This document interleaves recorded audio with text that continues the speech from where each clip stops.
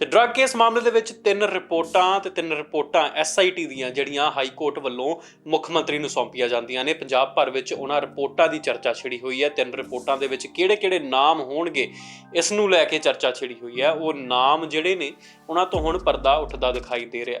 ਜੇ ਜੋ ਜਾਣਕਾਰੀ ਸਾਹਮਣੇ ਆ ਰਹੀ ਆ ਉਹ ਸੱਚ ਹੈ ਤਾਂ ਫਿਰ ਇਹ ਉਹ ਗੱਲ ਹੋ ਜਾਏਗੀ ਕਿ ਖੋਦਿਆ ਪਹਾੜ ਤੇ ਨਿਕਲਿਆ ਚੂਹਾ ਵੀ ਨਹੀਂ ਸਗੋਂ ਚੂਹੀ, ਕਿਉਂਕਿ ਜੋ ਅਨੁਮਾਨ ਲਾਏ ਜਾ ਰਹੇ ਸੀ ਸੂਤਰਾਂ ਦੇ ਮੁਤਾਬਿਕ ਜੋ ਸਾਹਮਣੇ ਆ ਰਿਹਾ ਉਹ ਸਭ ਕੁਝ ਉਸ ਦੇ ਵਿੱਚ ਵੇਖਣ ਨੂੰ ਨਹੀਂ ਮਿਲ ਸਕਦਾ। ਦੱਸਿਆ ਜਾ ਰਿਹਾ ਹੈ ਕਿ ਜਿਹੜੇ ਉੱਚ ਅਧਿਕਾਰੀਆਂ ਦੇ ਨਾਮ, ਸਿਆਸੀ ਲੀਡਰਾਂ ਦੇ ਨਾਮ ਜਿਹੜੇ CM ਮਾਨ ਵੱਲੋਂ ਵੀ ਕਹੇ ਜਾ ਰਹੇ ਸੀ ਕਿ ਇਹਨਾਂ ਚਿੱਠੀਆਂ ਤੋਂ ਖੁੱਲ੍ਹਣ ਤੋਂ ਬਾਅਦ ਵੱਡੇ ਜਿਹੜੇ ਚਿਹਰੇ ਨੇ ਉਹਨਾਂ ਦੇ ਉੱਤੋਂ ਮਖੌਟੇ ਉੱਠਣਗੇ। ਕਿਸ ਤਰ੍ਹਾਂ ਸਿਆਸਤਦਾਨ ਅਤੇ ਵੱਡੇ ਅਧਿਕਾਰੀ ਜਿਹੜੇ ਪੁਲਿਸ ਦੇ ਨੇ ਉਹ ਕਿਸ ਤਰ੍ਹਾਂ ਡਰੱਗ ਮਾਫੀਆ ਚਲਾ ਰਹੇ ਸੀ, ਉਦੋਂ ਇਸ ਪੂਰੇ ਮਾਮਲੇ ਦੇ ਉੱਤੋਂ ਭੇਦ ਜਿਹੜਾ ਖੁੱਲ੍ਹੇਗਾ, ਪਰਦਾ ਉੱਠੇਗਾ। ਪਰ ਇਹੋ ਜਿਹਾ ਸੂਤਰਾਂ ਦੇ ਹਵਾਲੇ ਤੋਂ ਜੋ ਜਾਣਕਾਰੀ ਸਾਹਮਣੇ ਆ ਰਹੀ ਹੈ ਉਸ ਵਿੱਚ ਬਿਲਕੁਲ ਵੀ ਦਿਖਾਈ ਨਹੀਂ ਦੇ ਰਿਹਾ। ਖੈਰ, ਇਸ ਪੂਰੇ ਮਾਮਲੇ ਨੂੰ ਲੈ ਕੇ ਜੋ ਸੂਤਰਾਂ ਦੇ ਹਵਾਲੇ ਤੋਂ ਰਿਪੋਰਟ ਸਾਹਮਣੇ ਆ ਰਹੀ ਹੈ, ਜੋ ਇੱਕ ਰਿਪੋਰਟ ਪੜ੍ਹੀ ਗਈ ਤਾਂ ਉਸ ਤੋਂ ਬਾਅਦ ਉਸ ਦੇ ਵਿੱਚੋਂ ਜਿਹੜੇ ਤੱਥ ਸਾਹਮਣੇ ਆ ਰਹੇ ਆ ਉਹ ਹੈਰਾਨ ਕਰ ਦੇਣ ਵਾਲੇ ਆ। ਉਹਨਾਂ ਰਿਪੋਰਟਾਂ ਦੇ ਵਿੱਚ ਕੋਈ ਵੀ ਵੱਡਾ ਨਾਮ ਸੂਤਰਾਂ ਦੇ ਹਵਾਲੇ ਤੋਂ ਸਾਹਮਣੇ ਨਹੀਂ ਆ ਰਿਹਾ।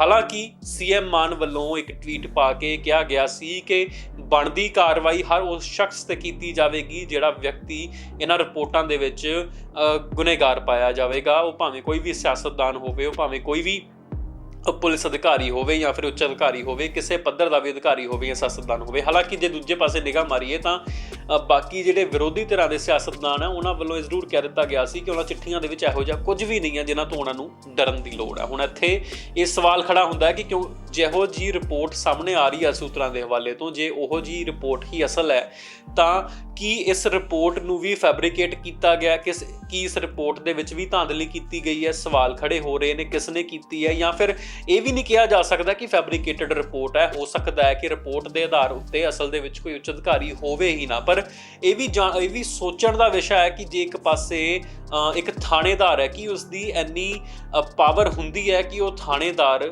ਆਪਣੇ ਉੱਚ ਅਧਿਕਾਰੀ ਨੂੰ ਟੱਪ ਕੇ ਕੋਈ ਇਹੋ ਜਿਹੀ ਧਾਂਦਲੀ ਕਰੇ, ਕੋਈ ਇਹੋ ਜਿਹਾ ਗੁਨਾਹ ਕਰੇ ਜਿਸ ਦੀ ਅੱਗੇ ਉਸ ਨੂੰ ਜਵਾਬਦੇਹੀ ਕਰਨੀ ਪਵੇ ਜਾਂ ਉਹ ਜਵਾਬਦੇਹ ਹੋਵੇ ਉਸ ਗੁਨਾਹ ਦਾ। ਆਪਣੇ ਉੱਚ ਅਧਿਕਾਰੀ ਤੋਂ ਡਰ ਕੇ ਜਾਂ ਉਸ ਤੋਂ ਵੀ ਟੱਪ ਕੇ ਕੋਈ SHO ਜਾਂ ਫਿਰ ਕੋਈ ਥਾਣੇਦਾਰ ਇਸ ਤਰ੍ਹਾਂ ਦੀ ਧਾਂਦਲੀ ਜਾਂ ਇਸ ਤਰ੍ਹਾਂ ਦਾ ਕੋਈ ਅਪਰਾਧ ਕਰ ਸਕਦਾ? ਇਹੋ ਜਿਹੇ ਸਵਾਲ ਖੜੇ ਜ਼ਰੂਰ ਹੋ ਰਹੇ ਨੇ। ਪਰ ਜੋ ਉਸ ਰਿਪੋਰਟ ਦੇ ਵਿੱਚ ਲਿਖਿਆ ਹੋਇਆ ਹੈ ਸੂਤਰਾਂ ਦੇ ਹਵਾਲੇ ਤੋਂ ਉਹ ਜਾਣ ਲੈਣਾ ਵੀ ਜ਼ਰੂਰੀ ਹੈ। ਦੱਸ ਦਈਏ ਕਿ ਇਹਨਾਂ ਰਿਪੋਰਟਾਂ ਦੇ ਵਿੱਚ ਦੋ ਨਾਮ ਜਿਹੜੇ ਨੇ, ਇਸ ਰਿਪੋਰਟ ਵਿੱਚ ਦੋ ਨਾਮ ਜਿਹੜੇ ਨੇ ਉਹ ਮੇਨ ਕੱਢੇ ਗਏ ਨੇ ਔਰ ਇਹਨਾਂ ਦੋਵਾਂ ਨਾਮਾਂ ਵਿੱਚੋਂ ਇੱਕ ਨਾਮ ਤਾਂ ਇਸ ਰਿਪੋਰਟ ਦੇ ਵਿੱਚ ਮੌਜੂਦ ਹੀ ਨਹੀਂ ਹੈ। ਦੱਸ ਦਈਏ ਕਿ ਦੋ ਨਾਮ, ਇੱਕ ਬਰਖਾਸਤ ਇੰਸਪੈਕਟਰ ਇੰਦਰਜੀਤ ਸਿੰਘ ਔਰ ਦੂਜਾ ਰਾਜਜੀਤ ਸਿੰਘ, SSP ਸਾਬਕਾ SSP ਰਾਜਜੀਤ ਸਿੰਘ। ਔਰ ਇਹਨਾਂ ਦੇ ਨਾਮ ਜਿਹੜੇ ਨੇ ਉਹ ਨਹੀਂ, ਇਹਨਾਂ ਵਿੱਚੋਂ ਇੱਕ ਵਿਅਕਤੀ ਦੇ ਨਾਮ ਜਿਹੜੇ ਆ ਉਹ ਇਸ ਰਿਪੋਰਟ ਦੇ ਵਿੱਚ ਦਿਖਾਈ ਨਹੀਂ ਦੇ ਰਹੇ। ਤੁਹਾਨੂੰ ਦੱਸ ਦਈਏ ਕਿ ਇਸ ਪੂਰੇ ਮਾਮਲੇ ਨੂੰ ਲੈ ਕੇ ਲਗਾਤਾਰ ਹਰ ਪੰਜਾਬੀ ਦੀ ਜਿਹੜੀ ਨਿਗਾਹ ਹੈ ਇਸ ਮਾਮਲੇ ਉੱਤੇ ਬਣੀ ਹੋਈ ਸੀ। ਤੇ ਨਾਲ ਹੀ ਤੁਹਾਨੂੰ ਦੱਸ ਦਈਏ ਕਿ ਮੋਗਾ ਦੇ ਜਿਹੜੇ ਸਾਬਕਾ SSP ਹੈ ਰਾਜਜੀਤ ਸਿੰਘ, ਉਸ ਨੂੰ ਕਲੀਨ ਚਿੱਟ ਮਿਲਦੀ ਦਿਖਾਈ ਦੇ ਰਹੀ ਹੈ। ਰਾਜਜੀਤ ਸਿੰਘ ਦੇ ਉਹਨੂੰ ਕਲੀਨ ਚਿੱਟ ਮਿਲਦੀ ਦਿਖਾਈ ਦੇ ਰਹੀ ਹੈ। ਹਾਲਾਂਕਿ ਰਾਜਜੀਤ ਸਿੰਘ ਲੱਗ ਰਿਹਾ ਸੀ ਕਿ ਉਹ ਮੁਸੀਬਤਾਂ ਦੇ ਵਿੱਚ, ਮੁਸ਼ਕਿਲਾਂ ਦੇ ਵਿੱਚ ਫਸ ਸਕਦੇ ਨੇ, ਪਰ ਰਿਪੋਰਟਾਂ ਦੇ ਅਨੁਸਾਰ ਜਿਹੜੀਆਂ ਸੂਤਰਾਂ ਦੇ ਹਵਾਲੇ ਤੋਂ ਰਿਪੋਰਟਾਂ ਸਾਹਮਣੇ ਆਈਆਂ ਨੇ ਉਹਨਾਂ ਦੇ ਅਨੁਸਾਰ ਰਾਜਜੀਤ ਸਿੰਘ ਨੂੰ ਕਲੀਨ ਚਿੱਟ ਮਿਲਦੀ ਦਿਖਾਈ ਦੇ ਰਹੀ ਆ। ਹਾਲਾਂਕਿ ਦੂਜੇ ਪਾਸੇ ਜਿਹੜੇ ਇੰਸਪੈਕਟਰ ਨੇ ਇੰਦਰਜੀਤ ਸਿੰਘ ਉਹ ਫਸਦੇ ਜ਼ਰੂਰ ਦਿਖਾਈ ਦੇ ਰਹੇ ਨੇ। ਜਿਹੜੇ ਸਾਬਕਾ ਇੰਸਪੈਕਟਰ ਇੰਦਰਜੀਤ ਸਿੰਘ ਨੇ ਉਹ ਫਸਦੇ ਦਿਖਾਈ ਦੇ ਰਹੇ ਨੇ। ਇੰਸਪੈਕਟਰ ਇੰਦਰਜੀਤ ਦੀ ਗੱਲ ਕਰੀਏ ਤਾਂ 6 ਕਿਲੋਗ੍ਰਾਮ ਹੈਰੋਇਨ ਸਮਗਲ ਕਰਨ ਦੇ ਵਿੱਚ ਨਾਮ ਆਉਂਦਾ ਹੈ। 6 ਕਿਲੋਗ੍ਰਾਮ ਦੀ ਹੈਰੋਇਨ ਤਸਕਰੀ ਦੇ ਵਿੱਚ ਨਾਮ ਆਉਂਦਾ ਤੇ ਉਸ ਤੋਂ ਬਾਅਦ ਬਰਖਾਸਤ ਕਰ ਦਿੱਤੇ ਜਾਂਦੇ ਨੇ। ਬਰਖਾਸਤਗੀ ਤੋਂ ਬਾਅਦ ਜਾਂਚ ਸ਼ੁਰੂ ਹੁੰਦੀ ਹੈ ਔਰ ਜਾਂਚ ਦੇ ਵਿੱਚ ਗੁੱਝੇ ਭੇਦ ਖੁੱਲ੍ਹਣੇ ਸ਼ੁਰੂ ਹੁੰਦੇ ਨੇ। ਜੇ ਇਹਨਾਂ ਭੇਦਾਂ ਦੀ ਗੱਲ ਕੀਤੀ ਜਾਵੇ ਤਾਂ ਇੱਕ ਕਹਾਣੀ ਬਣਦੀ ਨਜ਼ਰ ਆਉਂਦੀ ਹੈ ਤੇ ਇਹ ਜ਼ਰੂਰ ਦੱਸ ਦਿੱਤਾ ਗਿਆ ਹੈ ਕਿ ਦੋਵਾਂ ਵਿਚਕਾਰ ਕੋਈ ਸੰਬੰਧ ਨਹੀਂ ਹੈ। ਹਾਲਾਂਕਿ ਜਿਹੜੀ ਕਹਾਣੀ ਸਾਹਮਣੇ ਆਉਂਦੀ ਹੈ ਉਹ ਕੁਝ ਹੋਰ ਹੀ ਕਹਿੰਦੀ ਹੈ। ਇਹ ਜ਼ਰੂਰ ਪਰ ਇਹਨਾਂ ਰਿਪੋਰਟਾਂ ਦੇ ਵਿੱਚ ਦਿਖਾਈ ਦੇ ਰਿਹਾ ਕਿ ਇਹਨਾਂ ਦੋਵਾਂ ਦੇ ਵਿਚਕਾਰ ਕੋਈ ਸੰਬੰਧ ਨਹੀਂ ਹੈ। ਇੱਕ ਪਾਸੇ SSP ਰਾਜਜੀਤ ਸਿੰਘ ਔਰ ਦੂਜੇ ਪਾਸੇ ਬਰਖਾਸਤ ਇੰਸਪੈਕਟਰ ਜਿਹੜੇ ਨੇ ਇੰਦਰਜੀਤ ਸਿੰਘ, ਉਹਨਾਂ ਦੇ ਵਿਚਾਲੇ ਕੋਈ ਸੰਬੰਧ ਨਹੀਂ ਹੈ। ਪਰ ਹਾਂ, ਇਹ ਜ਼ਰੂਰ ਕਿਹਾ ਗਿਆ ਹੈ ਕਿ ਇੰਦਰਜੀਤ ਸਿੰਘ ਦੀਆਂ ਜਾਇਦਾਦਾਂ ਨੂੰ ਘੋਖਿਆ ਜਾਵੇਗਾ, ਉਸ ਦੇ ਨਾਲ ਪ੍ਰਾਪਰਟੀਜ਼ ਜਿਹੜੀਆਂ ਨੇ ਜੋ ਕੁਝ ਵੀ ਉਹਨਾਂ ਦੇ ਨਾਮ ਬੋਲਦਾ ਉਸ ਦੀ ਜਾਂਚ ਕੀਤੀ ਜਾਵੇਗੀ। ਇਸ ਦੇ ਨਾਲ ਹੀ ਇਹ ਵੀ ਦੱਸਿਆ ਜਾ ਰਿਹਾ ਕਿ ਰਾਜਜੀਤ ਸਿੰਘ ਦੇ ਨੂੰ ਲੈ ਕੇ ਵੀ ਜਿਹੜੀ ਜਾਂਚ ਹੈ ਉਹ ਕੀਤੀ ਜਾ ਸਕਦੀ ਹੈ। ਪਰ ਇੱਕ ਕਹਾਣੀ ਜ਼ਰੂਰ ਬਣਦੀ ਦਿਖਾਈ ਦਿੰਦੀ ਹੈ। ਉਹ ਕਹਾਣੀ ਕਿਸ ਤਰ੍ਹਾਂ ਹੈ? ਉਹ ਕਹਾਣੀ ਇਸ ਤਰ੍ਹਾਂ ਸਾਹਮਣੇ ਆ ਰਹੀ ਹੈ ਕਿ ਦਰਅਸਲ ਰਾਜਜੀਤ ਸਿੰਘ ਔਰ ਬਰਖਾਸਤ ਇੰਸਪੈਕਟਰ ਇੰਦਰਜੀਤ ਸਿੰਘ ਦੇ ਵਿੱਚ ਇੱਕ ਤਾਲੁਕ ਜਿਹੜਾ ਬਣਦਾ ਦਿਖਾਈ ਦੇ ਰਿਹਾ ਸੀ। ਜੇ ਗੱਲ ਕਰੀਏ ਸਪੈਸ਼ਲ ਟਾਸਕ ਫੋਰਸ ਥਾਣਾ ਮੋਹਾਲੀ ਵੇਲੇ ਇੰਦਰਜੀਤ ਤੋਂ 6 ਕਿਲੋਗ੍ਰਾਮ ਹੈਰੋਇਨ ਦੀ ਬਰਾਮਦਗੀ ਦੇ ਨਾਲ गिरफ्तार किया जाता है। उस तो बाद बर्खास्त कर दिता जाता है। इल्ज़ाम लगते हैं हैरोइन समगलिंग के 6 किलोग्राम की हैरोइन की समगलिंग के और इस तो इलावा SIT की रिपोर्ट के विच राजजीत और इंदरजीत विचकार किसी सीधे संबंध का जिक्र नहीं किया गया। इसके बावजूद भी सीधे संबंध का जिक्र नहीं किया गया क्योंकि उस वेले भी राजजीत सिंह की गल करिए तो SSP राजजीत सिंह ते बर्खास्त इंस्पैक्टर इंदरजीत सिंह की गल करिए तो ये दोवें इकट्ठे काम कर रहे थे।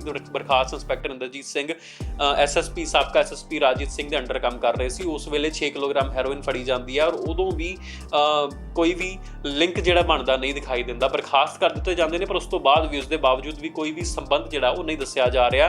हालांकि इत्थे ये जान लेना जरूरी है कि राजजीत सिंह वालों सिफारिश दे के इंदरजीत सिंह नूं अपने अंडर लवाया गया सी। हालांकि SIT ने यह कहा कि जांच दौरान कुछ नुकते सामने आए ने जो ध्यान देने वाले ने। ਜਦੋਂ ਰਾਜਜੀਤ ਨੂੰ 2013 ਵਿੱਚ ਉਸ ਦੀ ਵਿਸ਼ੇਸ਼ ਬੇਨਤੀ ਤੇ ਤਰਨਤਾਰਨ ਦੇ SSP ਵਜੋਂ ਤਾਇਨਾਤ ਕੀਤਾ ਗਿਆ ਸੀ ਤਾਂ ਇੰਦਰਜੀਤ ਨੂੰ ਜ਼ਿਲ੍ਹੇ ਦੇ ਵਿੱਚ ਇੱਕ ਇੰਸਪੈਕਟਰ ਵਜੋਂ ਤਾਇਨਾਤ ਕੀਤਾ ਗਿਆ ਸੀ। ਰਾਜਜੀਤ ਨੇ ਕਿਹਾ ਸੀ ਕਿ ਤਰਨਤਾਰਨ ਦੇ ਵਿੱਚ ਉਸ ਦੀਆਂ ਸੇਵਾਵਾਂ ਜਿਹੜੀਆਂ ਨੇ ਇੰਦਰਜੀਤ ਦੀਆਂ ਉਹਨਾਂ ਦੀ ਤੁਰੰਤ ਲੋੜ ਹੈ। ਉਸ ਸਮੇਂ ਜ਼ਿਲ੍ਹੇ ਦੇ ਵਿੱਚ ਇੰਦਰਜੀਤ ਤੋਂ ਸੀਨੀਅਰ 40 ਹੋਰ ਸੀਨੀਅਰ ਅਧਿਕਾਰੀ ਸਨ। ਰਿਪੋਰਟਾਂ ਦੱਸਦੀਆਂ ਨੇ ਪਰ ਤਾਂ ਵੀ ਰਾਜਜੀਤ ਵੱਲੋਂ ਇੰਦਰਜੀਤ ਨੂੰ ਇੰਸਪੈਕਟਰ ਲਗਾਇਆ ਗਿਆ ਤਰਨਤਾਰਨ ਦਾ। ਤਰਨਤਾਰਨ ਵਿੱਚ ਉਸ ਵੇਲੇ 40 ਤੋਂ ਵੱਧ ਸੀਨੀਅਰ ਅਧਿਕਾਰੀ ਮੌਜੂਦ ਸਨ। ਨਾਲ ਹੀ ਰਾਜਜੀਤ ਨੇ ਇੰਦਰਜੀਤ ਲਈ ਦੋਹਰੀ ਤਰੱਕੀ ਜਿਹੜੀ ਹੈ ਉਹ ਹੈੱਡ ਕਾਂਸਟੇਬਲ ਤੋਂ ਇੰਸਪੈਕਟਰ ਤੱਕ ਦੀ ਉਸ ਦੀ ਸਿਫਾਰਿਸ਼ ਕੀਤੀ ਹੈ। ਇਹ ਵੀ ਇਸ ਦੇ ਨਾਲ ਜਿਹੜਾ ਉਹ ਜੋੜਿਆ ਗਿਆ। ਰਿਪੋਰਟਾਂ ਵਿੱਚ ਅੱਗੇ ਇਹ ਵੀ ਕਿਹਾ ਗਿਆ ਕਿ ਇਹਨਾਂ ਤਰੱਕੀਆਂ ਲਈ ਰਾਜਜੀਤ ਵੱਲੋਂ ਇਹ ਪ੍ਰਮਾਣਿਤ ਕੀਤਾ ਗਿਆ ਸੀ ਕਿ ਇੰਦਰਜੀਤ ਵਿਰੁੱਧ ਕੋਈ ਵੀ ਅਪਰਾਧਿਕ ਮਾਮਲਾ ਜਾਂ ਫਿਰ ਵਿਭਾਗੀ ਜਾਂਚ ਲੰਬਿਤ ਨਹੀਂ ਹੈ। ਬਾਵਜੂਦ ਇਸ ਦੇ ਕਿ ਅਸਲ ਦੇ ਵਿੱਚ ਲੰਬਿਤ ਸੀ, ਅਪਰਾਧਿਕ ਮਾਮਲਾ ਲੰਬਿਤ ਸੀ। SSP ਰਾਜਜੀਤ ਦਾ ਤਬਾਦਲਾ ਹੁਸ਼ਿਆਰਪੁਰ ਹੋਣ ਤੋਂ ਬਾਅਦ ਵੀ ਉਸਨੇ ਯਾਨੀ ਕਿ ਇੰਸਪੈਕਟਰ ਇੰਦਰਜੀਤ ਨੇ IGP ਨੂੰ ਇੱਕ ਸਿਫਾਰਿਸ਼ ਪੱਤਰ ਲਿਖ ਕੇ ਇਸ ਵਿੱਚ ਕਿਹਾ ਸੀ ਕਿ ਇੰਦਰਜੀਤ ਇੱਕ ਬਹੁਤ ਹੀ ਮਿਹਨਤੀ ਅਫਸਰ ਹੈ। ਇਸ ਪੂਰੇ ਮਾਮਲੇ ਨੂੰ ਲੈ ਕੇ ਜੇ ਅਸੀਂ ਗੱਲ ਕਰੀਏ ਤਾਂ ਲਗਾਤਾਰ ਇਹੀ ਜਾਂਚ ਸਾਹਮਣੇ ਆ ਰਹੀ ਹੈ ਕਿ ਅਜੇ ਤੱਕ ਇਹ ਜੋ ਦੋ ਵੱਡੇ ਨਾਮ ਸੀ ਜਿਨ੍ਹਾਂ ਨੂੰ ਲੈ ਕੇ ਵਿਵਾਦ ਬਣਿਆ ਹੋਇਆ ਸੀ ਉਹ ਅਸਲ ਦੇ ਵਿੱਚ ਇਸ ਪੂਰੇ ਮਾਮਲੇ ਤੋਂ ਅਲੱਗਾ ਕਰ ਦਿੱਤੇ ਗਏ ਨੇ। ਇਹਨਾਂ ਵਿੱਚੋਂ ਇੱਕ ਵਿਅਕਤੀ ਤਾਂ ਇਸ ਮਾਮਲੇ ਦੇ ਵਿੱਚ ਉਸਦਾ ਨਾਮ ਆਉਂਦਾ ਜਦਕਿ ਦੂਸਰਾ ਵਿਅਕਤੀ ਇਸ ਮਾਮਲੇ ਤੋਂ ਅਲੱਗਾ ਹੀ ਕਰ ਦਿੱਤਾ ਗਿਆ। SSP ਜਿਹੜੇ ਸਾਬਕਾ SSP ਰਾਜਜੀਤ ਨੇ ਉਹਨਾਂ ਨੂੰ ਲੈ ਕੇ ਕੋਈ ਜਾਣਕਾਰੀ ਸਾਹਮਣੇ ਆ ਹੀ ਨਹੀਂ। ਸਗੋਂ ਇਹ ਜ਼ਰੂਰ ਕਿਹਾ ਜਾ ਰਿਹਾ ਹੈ ਕਿ ਇੰਦਰਜੀਤ ਜਿਹੜਾ ਉਸ ਵੇਲੇ ਦਾ ਬਰਖਾਸਤ ਇੰਸਪੈਕਟਰ ਹੈ ਉਹ 6 ਕਿਲੋ ਹੈਰੋਇਨ ਜਿਹੜੀ ਹੈ ਉਹ ਸਮਗਲ ਕਰਦਾ ਉਸ ਨੂੰ ਗ੍ਰਿਫਤਾਰ ਕੀਤਾ ਗਿਆ ਸੀ। ਇਸ ਤੋਂ ਬਾਅਦ ਬਰਖਾਸਤ ਕਰ ਦਿੱਤਾ ਗਿਆ ਸੀ। ਇਹ ਸਭ ਕੁਝ ਇਹਨਾਂ ਜਾਂਚ ਰਿਪੋਰਟਾਂ ਦੇ ਵਿੱਚ ਸਾਹਮਣੇ ਆਇਆ। ਇਸ ਨੂੰ ਲੈ ਕੇ ਫਿਲਹਾਲ ਅਜੇ ਤੱਕ ਕੋਈ ਵੀ ਪੁਖਤਾ ਜਾਣਕਾਰੀ ਤਾਂ ਨਹੀਂ ਆ ਸਕੀ ਪਰ ਸੂਤਰਾਂ ਦੇ ਹਵਾਲੇ ਤੋਂ ਇਹ ਰਿਪੋਰਟਾਂ ਜਿਹੜੀਆਂ ਨੇ ਉਹ ਕੁਝ ਇਸ ਤਰ੍ਹਾਂ ਦੱਸਦੀਆਂ ਨੇ ਔਰ ਦੋ ਨਾਮ ਜਿਹੜੇ ਨੇ ਇਹ ਦੋ ਨਾਮ ਸਾਹਮਣੇ ਆ ਰਹੇ ਨੇ ਪਰ ਉੱਚ ਅਧਿਕਾਰੀ ਕੋਈ ਵੀ ਸਾਹਮਣੇ ਨਹੀਂ ਆ ਰਿਹਾ। ਉੱਚ ਅਧਿਕਾਰੀ ਦੀ ਗੱਲ ਜਿਹੋ ਜਿਹਾ ਕਿਹਾ ਜਾ ਰਿਹਾ ਸੀ CM ਵੱਲੋਂ ਦਾਅਵਾ ਕੀਤਾ ਜਾਂਦਾ ਕਿ ਕਈ ਵੱਡੇ ਆਗੂਆਂ ਦੇ ਨਾਮ ਵਿੱਚ ਆਉਣਗੇ, ਕਈ ਵੱਡੇ ਸਿਆਸਤਦਾਨ ਹੋਣਗੇ, ਕਈ ਵੱਡੇ ਉੱਚ ਅਧਿਕਾਰੀ ਹੋਣਗੇ ਪਰ ਤਾਂ ਵੀ ਕੋਈ ਹੋਰ ਵੀ ਇਹਦੇ ਵਿੱਚ ਦਿਖਾਈ ਨਹੀਂ ਦਿੱਤਾ ਜਦ ਕਿ ਕੁਝ ਇੰਸਪੈਕਟਰ ਲੈਵਲ ਜਾਂ ਉਸ ਤੋਂ ਛੋਟੇ ਲੈਵਲ ਦੇ ਕਈ ਅਧਿਕਾਰੀਆਂ ਦੇ ਨਾਮ ਵਿੱਚ ਜ਼ਰੂਰ ਦਿੱਤੇ ਗਏ ਨੇ। ਇਸ ਤੋਂ ਇਲਾਵਾ ਹੋਰ ਕੋਈ ਉੱਚ ਅਧਿਕਾਰੀ ਦਿਖਾਈ ਨਹੀਂ ਦੇ ਰਿਹਾ ਫਿਲਹਾਲ ਤਾਂ ਸੂਤਰਾਂ ਦੇ ਹਵਾਲੇ ਤੋਂ ਜੋ ਜਾਣਕਾਰੀ ਸਾਹਮਣੇ ਆਈ ਹੈ। ਇਸ ਤੋਂ ਇਲਾਵਾ ਜੇ ਸਵਾਲ ਖੜਾ ਹੁੰਦਾ ਹੈ ਉਹ ਇਹ ਹੈ ਕਿ ਕੀ ਇਹਨਾਂ ਰਿਪੋਰਟਾਂ ਨੂੰ ਪਹਿਲਾਂ ਹੀ ਫੈਬਰੀਕੇਟ ਕਰ ਦਿੱਤਾ ਗਿਆ, ਕਿ ਇਹਨਾਂ ਨੂੰ ਪਹਿਲਾਂ ਹੀ ਬਦਲ ਦਿੱਤਾ ਗਿਆ, ਕਿ ਇਹਨਾਂ ਦੇ ਵਿੱਚ ਦਰਜ ਕੀਤੀ ਗਈ ਜਾਣਕਾਰੀ ਝੂਠੀ ਹੈ। ਖੈਰ ਸਵਾਲ ਖੜਾ ਹੋ ਸਕਦਾ ਹੈ ਪਰ ਇਹ ਵੀ ਨਹੀਂ ਕਿਹਾ ਜਾ ਸਕਦਾ ਕਿ ਜੋ ਕੁਝ ਅੰਦਰ ਹੈ ਉਹ ਗਲਤ ਹੈ। ਹੋ ਸਕਦਾ ਹੈ ਕਿ ਅਸਲ ਦੇ ਵਿੱਚ ਕੋਈ ਵੱਡਾ ਨਾਮ ਸਾਹਮਣੇ ਹੋਵੇ ਹੀ ਨਾ ਪਰ ਇਹ ਵੀ ਹੋ ਸਕਦਾ ਹੈ ਕਿ ਉਸ ਨੂੰ ਬਦਲ ਦਿੱਤਾ ਗਿਆ ਹੋਵੇ। ਹੋ ਸਕਦਾ ਹੈ ਕਿ SIT ਦੀ ਰਿਪੋਰਟ ਨੂੰ ਹੀ ਬਦਲ ਦਿੱਤਾ ਗਿਆ ਹੋਵੇ। SIT ਦੀ ਰਿਪੋਰਟ ਮਾਣਯੋਗ ਹਾਈ ਕੋਰਟ ਦੇ ਵਿੱਚ ਮੌਜੂਦ ਹੁੰਦੀ ਹੈ, ਪੰਜਾਬ ਹਰਿਆਣਾ ਹਾਈ ਕੋਰਟ ਦੇ ਵਿੱਚ ਮੌਜੂਦ ਹੁੰਦੀ ਹੈ ਔਰ ਉੱਥੋਂ ਸਿੱਧੀ CM ਮਾਨ ਦੇ ਕੋਲ ਪਹੁੰਚਦੀ ਹੈ। ਅਜੇ ਤੱਕ ਕੋਈ ਵੀ ਸੂਚਨਾ ਜਿਹੜੀ ਸਾਹਮਣੇ ਨਹੀਂ ਆ ਸਕੀ। ਸੂਤਰਾਂ ਦੇ ਹਵਾਲੇ ਤੋਂ ਇਹ ਜ਼ਰੂਰ ਦੱਸਿਆ ਜਾ ਰਿਹਾ ਕਿ ਇਹ ਵੱਡੇ ਨਾਮ ਜਿਹੜੇ ਸੀ ਕਹੇ ਜਾ ਰਹੇ ਉਹਨਾਂ ਦੀ ਥਾਂ ਦੇ ਉੱਤੇ ਕੁਝ ਨਾਰਮਲ ਲੈਵਲ ਦੇ ਉੱਤੇ, ਕੁਝ ਹੇਠਲੇ ਪੱਧਰ ਦੇ ਉੱਤੇ ਜਿਹੜੇ ਅਧਿਕਾਰੀ ਨੇ ਉਹਨਾਂ ਦੇ ਨਾਮ ਜ਼ਰੂਰ ਸਾਹਮਣੇ ਆਏ ਨੇ। Subscribe to One India channel and never miss an update.